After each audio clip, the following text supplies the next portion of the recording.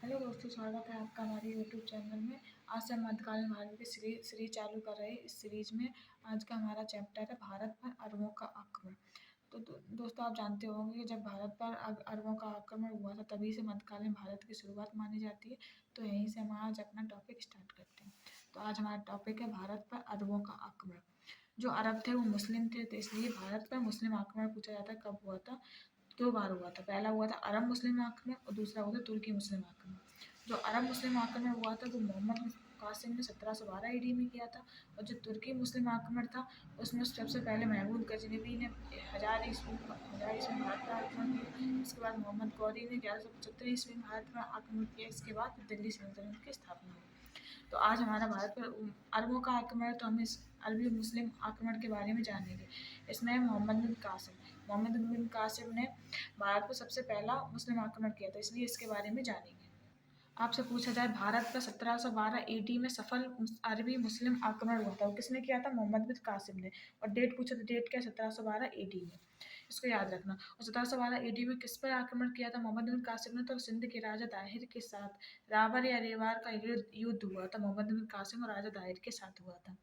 क्यों हुआ था? क्योंकि इस सिंध में कुछ इसके समुद्री जहाज समुद्री लुटेरों ने लूट लिए थे। इसने सोचा कि सिंध के राजा दाहिर हैं तो उन्होंने उन्होंने लुटवाए, पर इसलिए उसने राजा दाहिर पर आक्रमण किया था। इसका उद्देश्य क्या था आक्रमण करने का? उसका उद्देश्य ये था कि धन दौलत लूटना, इस्लाम धर्म का प्रचार प्रसार करना। और इसका तत्कालिक कारण यह था कि इराक के शासक अल हज्जाज के समुद्री जहाज़ों को सिंध के देवल में समुद्री लुटेरों ने लूटा था, इसलिए इसका तत्कालिक कारण यह था। पूछा जाए आपसे, पूछे 1713 ईडी में मुल्तान स्वर्ण नगरी पर इसने आक्रमण किया था। इसकी जानकारी कहाँ से मिलती है? तो इसकी जानकारी हमें अल अहमद की चचनामा से मिली है। किससे मिली? अल अहमद की चचनामा से मिली है। चचनामा जो है सिंध पर अरबों के हमले का वृत्तांत बताती है। चचनामा में जो जो बातें लिखी गई वो सिंध पर अरबों के हमले के बारे में बातें बहुत सारी इसमें लिखी गई हैं चचनामा में। तो आपसे पूछी जाए जो अरबी आक्रमण हुए थे भारत पर, तो इसमें भारत पर क्या प्रभाव पड़ता था? तो आइए वो जानते हैं। तो सबसे पहला प्रभाव पड़ा था भारत में इस्लाम का प्रादुर्भाव हुआ। और भारत में अरब संस्कृति, व्यापार, ज्ञान विज्ञान का आदान प्रदान हुआ अरबों के आक्रमण से। ऊँट पालने की प्रथा चालू हुई भारत में। खजूर की खेती स्टार्ट हुई। दिरहम नामक मुद्रा चलाई अरबी लोगों ने।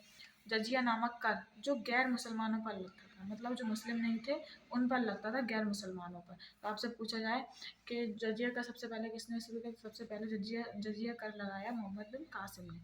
अरबों से हमें मानसूनी शब्द पूछा भी जाता है कि मानसूनी शब्द किस भाषा का? तो अरबी भाषा का। और मानचित्र की जो कला है वो हमें अरबों से ही मिली है।